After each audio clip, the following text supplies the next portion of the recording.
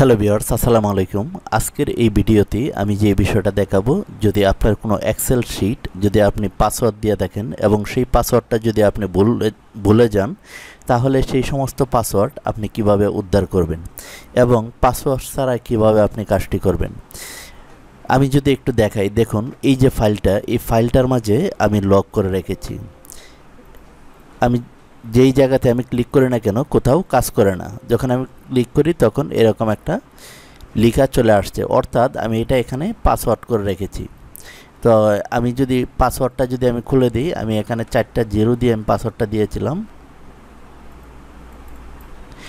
এই যে দেখুন পাসওয়ার্ডটা খুলে গিয়েছে, কিন্তু এখন আমি যদি পাসওয়ার্ড দিই আবার নতুন করে, এখানে 4টা 0 দিয়ে আমি পাসওয়ার্ড দিয়ে দিলাম। দেওয়ার পর এখন যখন আমি ক্লিক করছি তখন কিন্তু কাজ করে না। তো এই পাসওয়ার্ডটা যদি আপনি ভুলে যান, তাহলে আপনি এটা কিভাবে কাজ করবেন? এটা অনেকে হ্যাকিং করে এই কাজটা করে। তো আমি আশা করি এই পদ্ধতিটা আপনি ভালো কাজে ব্যবহার করবেন, খারাপ কাজে অবশ্যই ব্যবহার করবেন না। তো আমি আজকে এই পাসওয়ার্ডটা খুলে আমি দেখাবো। তো এটা আমি কেটে দিয়ে আমি এখানে সেভ দিয়ে দিলাম। এই যে পাসওয়ার্ড দিয়ে কিন্তু আমি সেভ দিয়েছি। তো কোন ফাইলটা করেছি, এই যে ফাইলটা দেখুন, এটা আমি পাসওয়ার্ড দিয়ে আমি করেছি। এই যে দেখুন, যখন ক্লিক করি এরকম আসছে।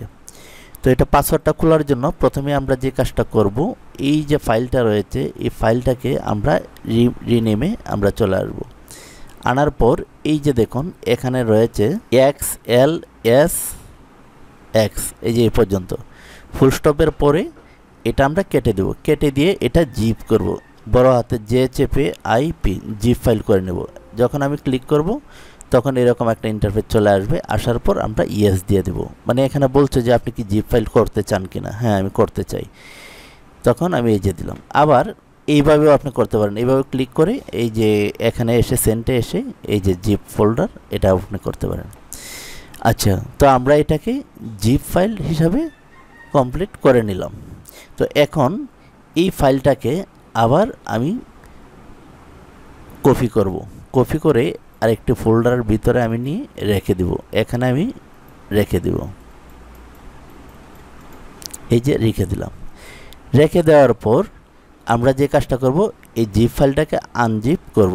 তো তার জন্য আমরা এই যে এখানে এসে রাইট বাটনে ক্লিক করে এক্সাক্ট ফাইল, এটাতে আমরা ক্লিক করব। এরকম আসার পর আমরা ওকে করে দিব। ওকে করে দেওয়ার পর এখানে উপরে দেখুন এই যে আনজিপ হয়ে গিয়েছে, এই যে উপরের ফাইলটা। তো এটাতে আমরা ডাবল ক্লিক করব।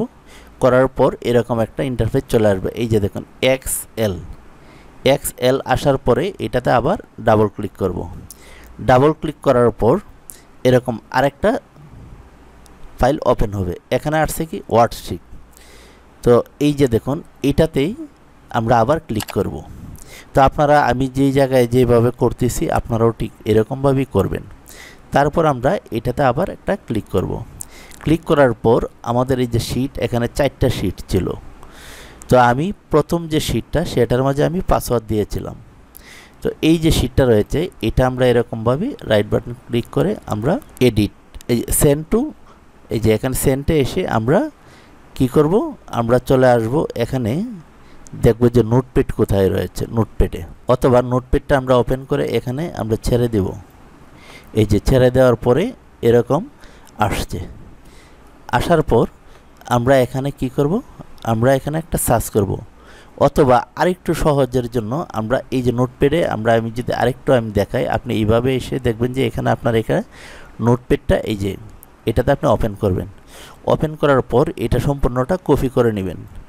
কপি করে নেওয়ার পর আমরা মাইক্রোসফট ওয়ার্ডে আমরা চলে আসব। আমরা মাইক্রোসফট অফিস ওয়ার্ড ফাইল এটা আমরা ওপেন করব। ওপেন করার পর এখানে এসে এটা আমরা ছেড়ে দেব। এই যে দেখুন ছেড়ে দিয়েছি, সম্পূর্ণটা এখানে পেস্ট করে দিয়েছি। তারপর আমরা কন্ট্রোল এইচে এসে আমরা একটা সার্চ করব প্রোডাক্ট, PRO লিখে আমরা ইন্টারে ক্লিক করব। ইন্টারে ক্লিক করার পর এই যে দেখুন এখানে চলে আসছে, এই যে দেখুন প্রোডাক্ট। তো আমরা এই যে প্রোডাক্টের উপরে এই যে শিট, এই যে চিহ্নটা রয়েছে লেস দেনের মতো, এই যে এটা আমি আরেকটু যদি আপনাদেরকে দেখাই, এখানে দেখুন 2টা চিহ্ন রয়েছে। তো আমরা এই যে মাঝখানে এটা আলাদা করে দিব, এই যে আলাদা করে দিব। এখন দেখেন এই যে ব্র্যাকেট সিস্টেমের যেটা রয়েছে, এটাকে আমরা এরকমভাবে দেখব যে এটা শেষ কোথায় হয়েছে। এটা শেষ হয়েছে কোথায়? এটা শেষ হয়েছে এই যে এই জায়গায়, এইখানে শেষ হয়েছে। তো এটা আপনারা ভালোভাবে দেখবেন যে আসলে এটা শেষ হয়েছে কোথায়, কারণ এইখানেও কিন্তু চিহ্ন আছে, এই যে দেখুন এইখানেও চিহ্ন আছে, এইখানেও চিহ্ন আছে। তো আপনার প্রথমটাতে আপনি দেখবেন এই যে এখান থেকে আমি আরেকটু যদি সহজভাবে দেখাই, এরকম আসার পর আপনি প্রথমেই এই যে এখানে দিয়ে ইন্টারে ক্লিক করে একটু ফাঁকা করে নেবেন আপনার সুবিধার্থে। তারপর এটা এভাবে দেখবেন যে এটা কোথায় শেষ হয়েছে সেইটা আপনার ভালোভাবে দেখে নেবেন, কারণ আপনার এখানেই কিন্তু হচ্ছে মেইন। তারপর আমি দেখলাম কোথায় আসছে, এই যে এখানে আসছে, অথবা এই যে এই জায়গায়, অথবা আমি এখানে এসে আবার আমি ফাঁকা করে নিলাম। ফাঁকা করে নিয়ে এটা আমি এরকমভাবে সিলেক্ট করে আমি এটা ডিলিট করে দেব। এই যে ডিলিট করে দিলাম। ডিলিট করে আমি এই যে এই জয়েন্টটার সাথে আমি লাগানোর চেষ্টা করব। এখানে ক্লিক করে এইভাবে দিব, এই যে একসাথে হয়ে গেছে। তারপর আমি যে কাজটা করব, এখান থেকে আমি কন্ট্রোল এ দিয়ে সম্পূর্ণটা সিলেক্ট করে আমি কপি করে নিয়ে যাব।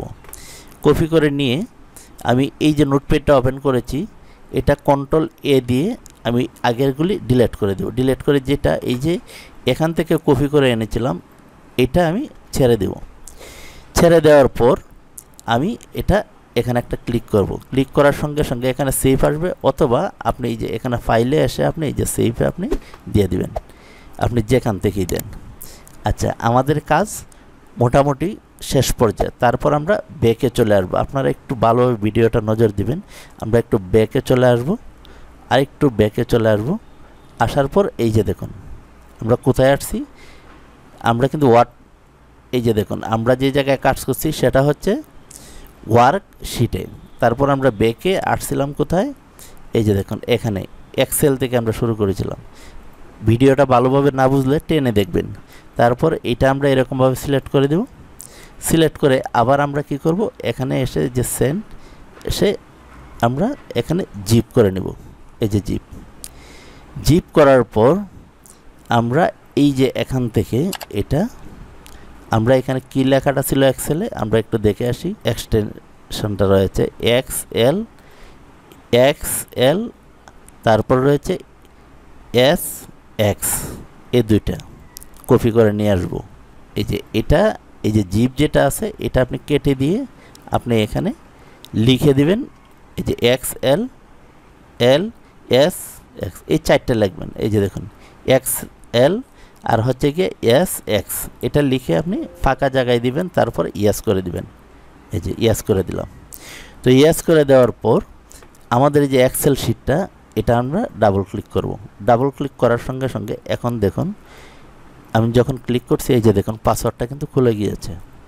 এই যে দেখুন সম্পূর্ণ পাসওয়ার্ডটা কিন্তু আমরা খুলতে পেরেছি। তো ভিউয়ার্স, আপনি যদি মনে করেন যে আপনার এরকম এ ধরনের প্রবলেমে পড়ছেন, বা আপনি যে কোনো কেউ পাসওয়ার্ড যদি দিয়ে থাকে, তো আপনি ইচ্ছা করলে আপনি এটা খুলতে পারেন, যে কারো পাসওয়ার্ড।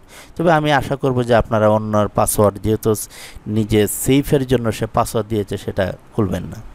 তো আপনি যদি ভুলে যান তাহলে আপনি এভাবে খুলতে পারেন। যদি ভিডিওটা বুঝতে কোনো অসুবিধা হয়, আপনি টেনে আবার দেখবেন যে আমি কোথায় থেকে কোথায় গিয়েছি, তাহলে আপনি এই কাজটা করতে পারবেন। তো সকলে ভালো থাকুন, আল্লাহ হাফেজ।